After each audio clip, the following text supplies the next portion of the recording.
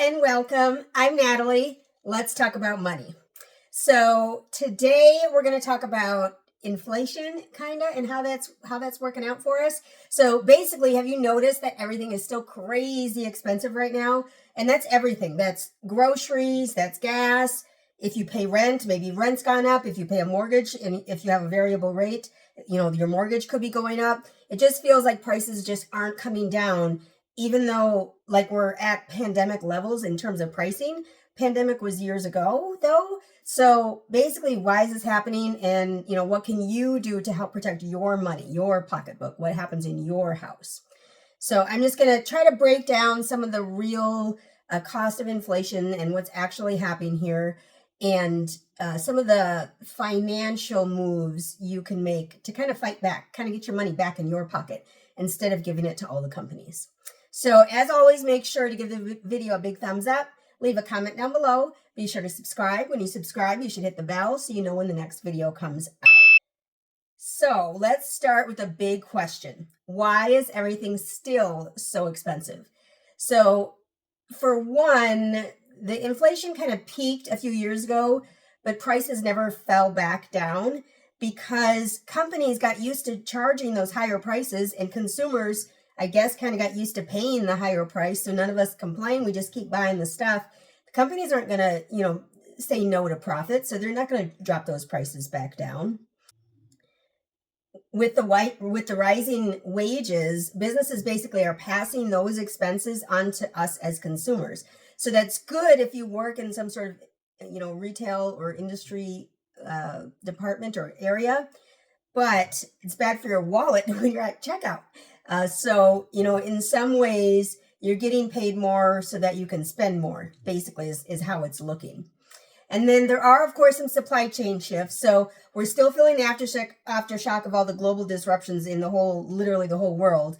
And now with the whole political situation that's going on right now, people are just having a fit, and it's just, going crazy. And so with the instability there, prices basically on goods still just remain high.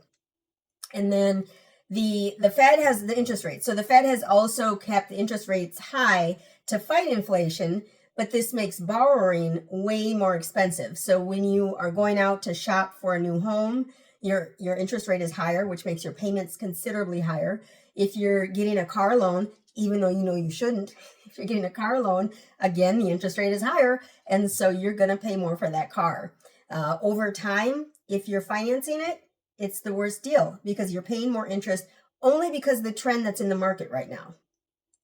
So while inflation isn't quite as wild as it was before, we are kind of in this place called persistent inflation, where prices just aren't rising fast, but they also aren't coming back down to what we were used to before like 2020 or so. We probably will not see those prices ever again. Let's just be honest.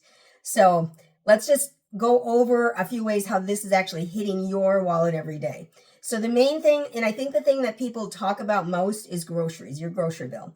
So even just the basic foods like eggs and milk. We hear about eggs all the time, and Costco just had I don't know what was going on there, but I kept seeing videos about Costco and people were walking out with like whole pallets full of eggs. I don't know what you're going to do with a pallet full of eggs. I don't know. You can't freeze eggs, I don't think. But anyway, so just the regular basic goods like milk and eggs and everything have gone up anywhere from 15 to 20% since before the pandemic hit us. So, when you're paying 15 to 20% more on stuff you buy every week or every 2 weeks, of course you're going to feel that. It's going to hurt. It's going to hurt because you're paying it those are consumables. They're things you have to go back to I don't know, it depends on when you shop, but every week, every 2 weeks, every month, you're going to buy it again, and it's going to keep going up.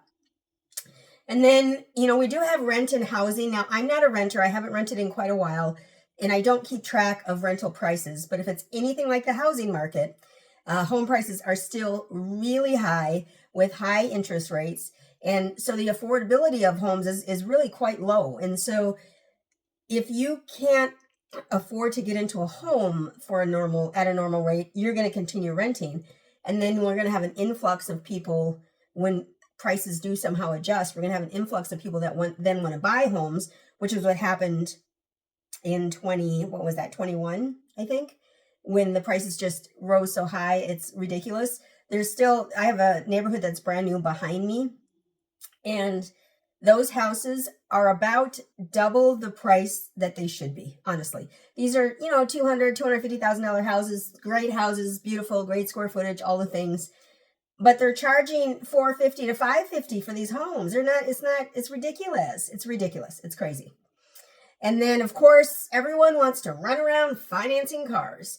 So not only have just the prices actually gone up, especially we saw this huge hike during the pandemic on used cars, and that those prices just never came back down.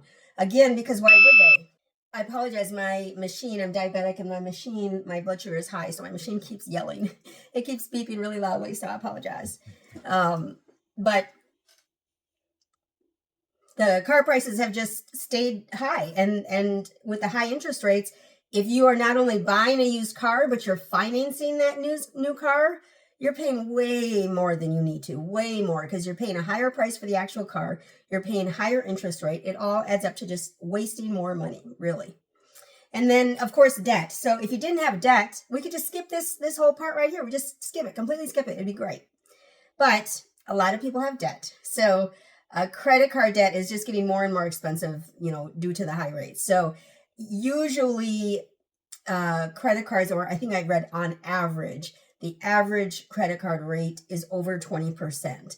And so, of course, if you're paying 20% on every dollar that you borrow, of course, again, you're paying more, which means you have to make more to pay more. But most of us don't make more. Just because prices went up doesn't mean our income went up, right?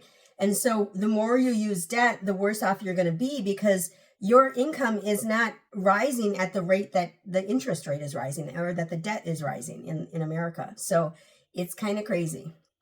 So, you know, what are some ways we can fight this, or ways we can, you know, save some money or whatever? So I am a big believer in budgeting. And so when you budget, you can see how much you're spending. And the idea is that you lower your expenses. So cut down on any of those unnecessary subscriptions that I talk about every single time. Cut down on those. Get rid of those. You don't need them.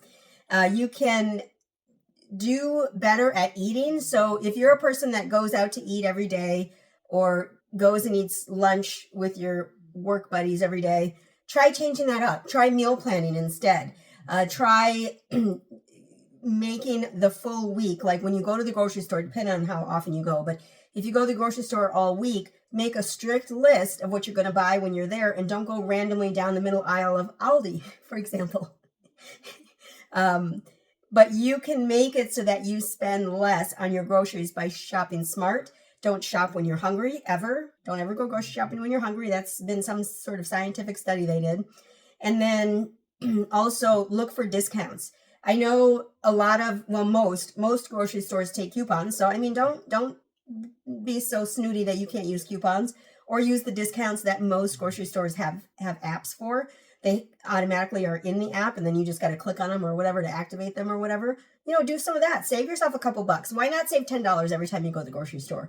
Or save $30 if you go to Aldi. If you saw that video, go back. It's 2 weeks ago or so. I don't remember. Go back and watch that video. It was interesting. And then the other thing you can do is put your money, if you have a savings account, put your money in a high yield savings account, because the interest rate is higher in a high yield savings account versus just your regular bank account savings account, because those usually don't have very good interest rates. Right now, I think I'm getting 3.4 or 3.45 or something like that on my high yield account. It was over 5% this past summer, so it is dropping.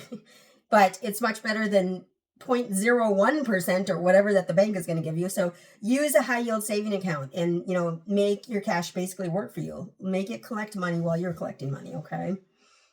And then the next way to do it is to invest smartly. So sometimes stocks and real estate can actually hedge against inflation. So real estate, as long as you're buying a home and not something on wheels or something that can be moved, it is pretty much 99% of the time going to go up in value. And if you maintain your home properly, it's going to go up in value even faster and better. So focus on those assets that historically grow over time instead of losing value. We all want to run around with nice stuff. We all want to buy all the fun gadgets. But if you put your money into things that are going to go up in value, you're saving yourself in the end. You're making yourself money in the end. And then the next one I have written is pay off debt. So your debt is hurting you. Let's just be honest. Because while whatever it is that you bought on that debt, on that credit card, whatever it was that you bought on that credit card may have seemed fabulous and like you had to have it when you bought it. But did you? Did you need it? Or why are you paying 20, 25, 30% interest rate on whatever it was that you bought at that time? You don't need that. So pay off your debt as soon as possible. And that's one of the best financial moves you can make. I promise you, because you are literally giving away more than 20%. Most people are on a credit card that's more than 20%, unless you just open the credit card and then they've got the scheme of 6 months no interest or 1 year no interest, and then you forget about it. So all the interest that is compiled over that course that past year is then thrown at you at the end of the year because you didn't pay the balance. It's a nightmare, people. It's a nightmare. Pay off that debt. Get rid of that debt. Don't use debt. It is not helping. I promise you, it's not helping. It's not helping. I get so emotional. I'm so emotional about debt. And then one of the last things I would say is to increase your income. Now, we can't just go to our boss and say, hey, I want more money. But sometimes there is some space for negotiations. Sometimes if you've taken on more tasks, or if you maybe have looked and have found another job, like sometimes you can negotiate how much you make. You can maybe ask for a raise, or you can start a side hustle or monetize your skills. Like if you're on Craigslist, not Craigslist, YouTube, if you're on YouTube, get it monetized. You may as well. Why not? Do your best and get it monetized. That's what I'm doing. I'm trying to get myself a side hustle. This is my side hustle is YouTube. I've got my other channel that I'm gonna get it monetized. It's gonna happen. I mean, I have no other choice. And then I have this channel again. I'm gonna get it monetized. I don't know when it's gonna happen, but boy, I'm gonna do it. And then stuff like DoorDash and Uber and all the food delivery places, all of that can be your extra money, your side gig that can help you have more money instead of just spending it all at the grocery store or wherever else you're spending it. So in general, inflation is still making life expensive, but with the right habits that you can build on your own, you can actually stay ahead and keep your money strong and keep your money growing. If you have debt, that's not going to happen. So get out of debt. So that's the main thing for me, is to get out of debt. Imagine if you had just $100 and you're putting 20%, you're going to put $100 on a credit card and you're paying 20% on that $100. How about instead you put $100 in a savings account, a high yield savings account, and give yourself 20% every month instead of giving it to a credit card company? How about we do that? Give yourself 20% instead of the credit card. And then once you've built up your $100 into $200, then go buy something. The thing that you would have bought for $100, you'll still have money left over. Okay? Does that make sense? Give yourself the money. Don't give it to these credit card companies. They don't care about you. Give it to yourself. So that's all I've got. So remember to invest in yourself today so you can make a difference for others tomorrow. And of course, if you found this helpful and you want to try to get out of debt, I'm here to talk about getting out of debt, living out of debt, making it a lifestyle, being proud of that lifestyle. So go ahead, hit the thumbs up, make sure to subscribe. When you subscribe, you should hit the bell so you know when the next video comes out. And I'm trying to do a video every day. The end of the month is coming. So I was going to do this everyday thing until February 28th. So I've got just this last week, and then we'll see. I would like to do every day, but I might miss a few days. So again, give the video a big thumbs up. Leave a comment down below. Let me know in the comments, what's the most expensive thing you've noticed in 2025? Is it literally eggs being $6, $7 a carton? Or is it gas? I got gas. I'm sorry, I have to go back. I went and got gas yesterday. Today's Sunday. Yesterday, on Saturday. And yes, I do buy premium gas. Yes, and I do only buy gas at Chevron, which is all my fault. That's all my fault. My car does want premium, but it doesn't matter where I get the premium. But I believe, in my mind, from research I've done, that Chevron is the best for my car. I paid $4.1999.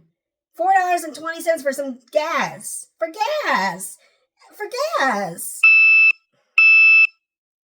I don't know. This is crazy. This is absolute craziness for me. But anyway, so I thank you so much for stopping by today. Yeah, I'll have a great one.